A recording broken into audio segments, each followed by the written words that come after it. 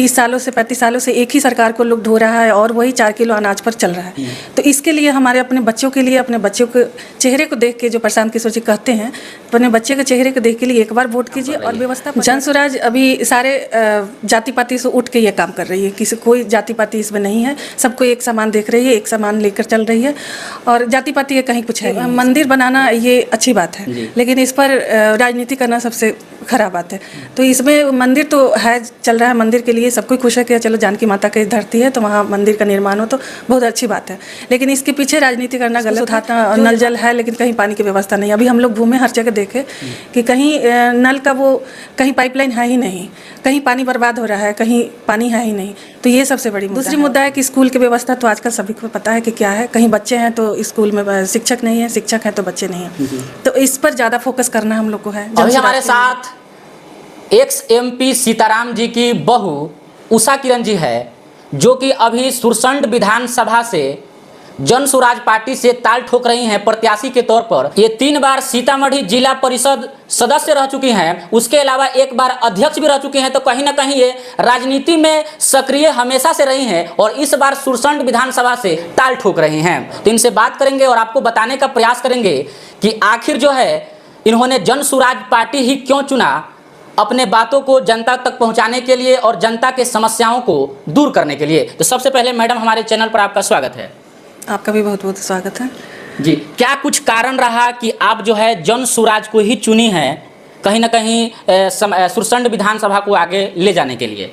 देखिए, जन स्वराज के विचारधारा, प्रशांत जी का जो जन स्वराज के जो सूत्रधार है प्रशांत जी, उनके विचारधारा, उनका मेहनत आज धरातल पर दिख रही है। उससे प्रभावित होकर हम लोगों ने ये जन स्वराज को चुना। कहीं ना कहीं आप जो है राजनीतिक परिवार से भी आती हैं, आपके जो है ससुर वो भी एक्स MP रहे हैं और आप जो है जन स्वराज से ताल ठोक रही हैं सुरसंड विधानसभा क्षेत्र से। तो मतलब RJD से आपके ससुर जी जो हैं वो सांसद रहे हैं, तो RJD पार्टी से आप क्यों नहीं उम्मीद की? RJD पार्टी अभी तक तो सांसद रहे हैं उसी पार्टी से और मंत्री भी रह चुके हैं, विधायक भी रहे हैं उससे। लेकिन पहले जो RJD के जो नीति और उसका जो कार्यकलाप था, जो मान सम्मान नहीं मिल पाता है, जो इतने दिनों से उस पार्टी को ढो के चला, कार्य किया उसमें, और उसमें मान सम्मान नहीं मिल रहा था और इसकी वजह से वो पार्टी को छोड़ना पड़ा।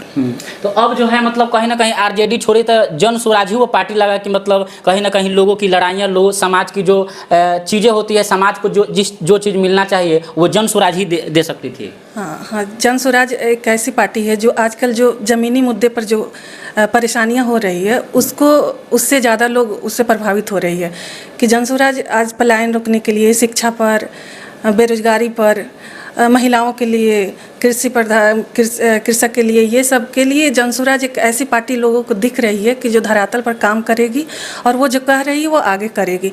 इसलिए लोग ज़्यादा इस तरफ झुकाव लोगों का हो रहा है और सभी चाहते हैं कि एक बार बदलाव हो और बिहार में व्यवस्था परिवर्तन हो, एक अच्छा राज्य बने बिहार और राज्य की अपेक्षा। तो सुरसंड विधानसभा की वो कौन सी चीज़ है जिसको आप अगर कहीं ना कहीं जो है आप प्रत्याशी बनती हैं और चुनाव जीत कर आप विधानसभा में जाती हैं, तो आप कौन सी सुरसंड विधानसभा की कमियां हैं और कौन सी समस्या को दूर करेंगे? अभी तो हाल फिलहाल में हम लोगों ने 3 महीने से जन एक घर में एक महिलाओं, एक पुरुषों से मिली हूँ और उन लोगों की काफ़ी सारी समस्याएं हैं। जैसे अभी सबसे ज़्यादा मुद्दा वही पलायन है, जिसके लिए घर घर में देख रही महिलाएं तो सब जगह मिल रही हैं, लेकिन पुरुष कहीं नहीं दिख रहे हैं और उनको अब 10-20 हज़ार रोजगार के लिए बाहर जाना पड़ रहा है, जैसे गुजरात, पंजाब, हरियाणा और अन्य राज्यों में। तो ये सबसे बड़ी मुद्दा है कि वो अपने घर परिवार को छोड़ के बाहर वो जा रहे हैं। दूसरी मुद्दा है कि स्कूल की व्यवस्था तो आजकल सभी को पता है कि क्या है, कहीं बच्चे हैं तो स्कूल में शिक्षक नहीं है, शिक्षक हैं तो बच्चे नहीं हैं। तो इस पर ज़्यादा फोकस करना हम लोग को है। जन स्वराज की ये नीति है कि 15 साल तक के बच्चों को वो सारी सुविधाएँ देगी जो प्राइवेट स्कूल में होती हैं। जब तक सरकारी स्कूल की व्यवस्था सही नहीं हो जाती हैं तब तक प्राइवेट स्कूल में सारे बच्चों को वो अपने खर्च पर वो पढ़ाएंगे। और दूसरा है हमारा बुजुर्गों के लिए, उन लोगों के देखिए 400 रुपये में आजकल कुछ भी नहीं हो पाता है, तो उनके लिए 2000 रुपये किया गया है। जनसुराज आती है, नीतीश कुमार जो है 1100 रुपये कर तो दिए। 1100 जनसुराज के वो कहने के बाद वो 1100 किए हैं, जो सभी जानते हैं कि जनसुराज के अगर हल्ला ये किए तभी वो 1100 हो गए। तो वो बड़ी मुद्दा है। दूसरी है कि आजकल जो भूमि ये सर्वेक्षण के लिए जो ये चल रहा है, जिसमें दाखिल खारिज है और ये सब के लिए ब्लॉक स्तर के काम भी आदमी नहीं कर पाते हैं, तो वो सबसे बड़ी मुद्दा है जिसको सुधारना है। ब्लॉक स्तर पर भी घूस लिया जाता है, वो दाखिल खारिज हो गया जिसमें 2 से 4 हज़ार रुपये भी लिया जाता है, जहाँ तक हम लोगों को भी पता है। हाँ बिल्कुल, ये हो रहा है। तो ये सबसे बड़ी आम गरीबों के लिए सबसे बड़ी मुद्दा है ये, कि वो उतना नहीं सक्षम है कि वो कर पाए। और अभी हाल फिलहाल में पानी की समस्या बहुत है जी, जिसको सुधारना, नल जल है लेकिन कहीं पानी की व्यवस्था नहीं। अभी हम लोग घूमे, हर जगह देखे कि कहीं नल का कहीं पाइपलाइन है ही नहीं, कहीं पानी बर्बाद हो रहा है, कहीं पानी है ही नहीं। तो ये सबसे बड़ी मुद्दा है और इन सबको सुधारना जनसुराज का।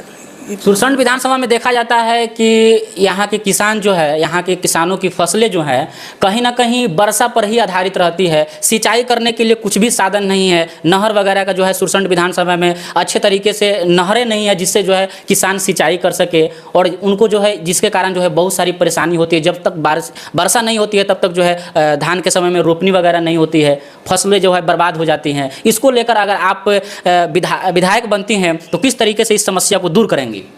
ये सबसे बड़ी समस्या है वहाँ।